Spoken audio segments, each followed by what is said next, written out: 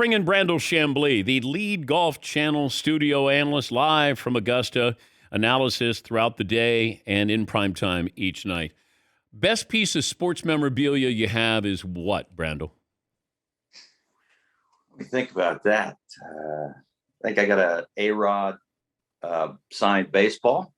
That's not bad. Let's see. Gosh, I'm not much of a big sports memorabilia collector.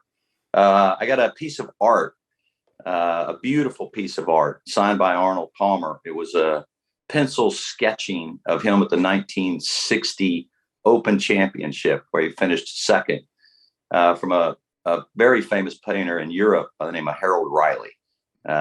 And believe it or not, I had that for about 20 years. And a good friend of mine is great friends with Jack Nicholson. And Jack Nicholson was having, I think, his 70th birthday party. And he loves art, Jack Nicholson does. So I was like, all right, I'll give this to my buddy to give to Jack Nicholson. And so I'm assuming it hangs in Jack Nicholson's house. Yeah, Nicholson's got quite an art collection. Yeah, he loves it. And he loves his golf. I have, when Tiger won the Grand Slam, I have an autograph of, let's see, Augusta, the Augusta newspaper. But Tiger will autograph it to you. Instead of just putting Tiger Woods where you could sell it, it's like, to Dan, all the best, Tiger Woods. Well, that's pretty good right there. Yeah. That's pretty good. No one's ever done that. He personalized it for you. And then Tom Brady sent me a jersey, and it says, to Dan, Tom Brady. So I can't, unless somebody named Dan wants to buy it, I'm not going to be able to sell it. Listen, your whole room there is a sports memorabilia Hall of Fame, probably. Yep. It's pretty good. It's eclectic, though. There are a lot of things where you go, why would you collect that? I mean, I famously or infamously brought back a piece of turf from Augusta in the mid-'90s when I played it. I put it in my golf bag in a baggie and brought back a divot. See, that's something you should just plant in your yard, nurture it. Then you could claim your front yard was, Augusta-like. I mentioned this to start the show. There was a moment watching Tiger yesterday where I think he felt like he won already. He's already won. He got here. He had a goal to play in the Masters. Nobody thought it was possible. He played well. No issues with his back. The hard part is just walking to his shots. He was scrambling. He was hearing the roars, nearly had a hole in one. Like, it just felt like you could see that in his mind. Like, I'm playing with house money now. Whatever happens from here, I did it. I got through this round, and I'm under par. Yeah, I couldn't agree more. Everything he was doing, I had in the back of my mind the video or the picture of the wreckage in the bottom of that canyon, and thinking, first of all, it was a miracle he didn't die, and it sounds like it was a miracle he didn't lose his limb. So in the context of that, I was thinking it's a miracle that he's even here. And then when he looked to be, and people say, look, he only shot 1 under, so pump the brakes, and he only hit 9 greens. Yesterday, John Rahm only hit 9 greens. Morikawa only hit 9 greens. Matsuyama only hit 9 greens. It was very hard to hit greens yesterday. But it was just how doggone sharp he was with his golf game. The top 20 players in the world, only 5 of them beat him. And you think about those top 20 players in the world in the last 14 months, all they've been doing is thinking about golf and working out and thinking about their swings and sharpening. And he's been in rehab, just trying to walk. So in the context of that, as I was watching him, I thought, okay, it's a miracle he's here, but now 83's in play. 83 wins. He looked like a player who could win again on the PGA Tour. And I think it seems like his rightful place is to be the winningest golfer of all time. He's tied with Sam Snead at 82. I thought that's where he was going to be after I saw the wreck. But now I think 83 is in play. The conditions today as opposed to yesterday? Today it's going to be much firmer, much faster. Golf course is going to be a bit of a nightmare to play. I mean, yesterday, the scores were pretty.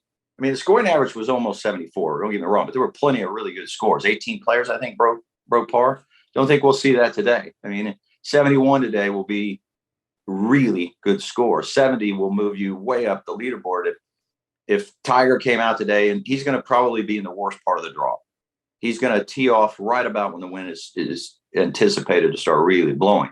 So if Tiger came out today and shot 72, 71, something like that, he'd probably maintain his spot, maybe even move up a little bit. I know we've talked about just how hilly that course is, the different levels there.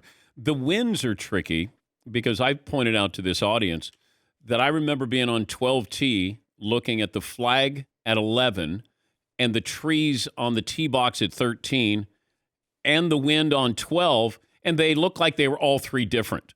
The winds are really, it feels like underrated at Augusta. People, I don't think normally talk or, factor that in. So the wind that was blowing yesterday, it was a west wind, but if it just turned a little bit more towards the north, but that's kind of the wind where it could easily get in your face at 12. There's a funny story about winds blowing as severe as they were yesterday in 1956. This player by the name of Bob Rosberg got up there, and they were blowing so hard he had to hit a forehand. He hits forehand. The wind stops right when he hits it, and the ball goes over the green, over the hill, over the trees, over the fence, and lands on the 9th tee of Augusta Country Club. So 80 yards over the green. So he waits just a minute, uses the same club, hits a forehand 5 feet from the hole. So, I mean, that's how baffling it can be when you're on that tee. So you're standing and you think, well, everything hangs in the balance on this one shot. And I honestly don't know where it's going to go when I hit it. So it's not a fun feeling. I mean, it's a beautiful hole, but more people have evoked the Lord's name in vain and bowed and genuflected to him on that tee. Tiger's post-round interviews also fascinated me because I've been in those moments with him when he can shut you down, where he might go yes or no. He was effusive. Like don't you think he wanted to talk? Yeah, I think it seems to me that Tiger is so appreciative in these comebacks of his. Even in 2019-18, I felt like he was more open. I think he's very appreciative. I guess when he was in the height of his competitive career, his peers, he was competing against them. But now he comes back, and I think everybody wants to put their arms and just thank Tiger Woods for what he's meant to the game of golf. Thank them for the entertainment value he's brought to them. And I think Tiger now, in the sort of sunset of his career, is appreciative for the opportunity to play more and is appreciative for the love that he feels from the spectators. And I just think it's made him a little bit softer. And his interviews now, I mean, if you just dropped out of space and never saw Tiger Woods before these interviews, you'd think he was the nicest, most heartwarming, greatest guy, gracious superstar you've ever seen. I think he wants to let you in a little bit more, to let you know what he's gone through. And I think his kids have softened him. I think that's it just feels like, you can be Tiger Woods to everybody else, but when you're home, you're dad. And it feels like he's brought a little dad out onto the golf course with him. No doubt. It's funny. I've often said about Tiger, like I've played golf with him a few times. I don't know Tiger at all, but I know that his friends are some of the nicest people. You're going to have Nota Begay on this show here in a little bit, right? Yeah. Nota Begay is about the nicest human being you'll ever meet in your life. Steve Stricker, his good friend, Mark O'Meara, John Cook. These are literally the nicest guys you will ever meet in your life. Those are his friends.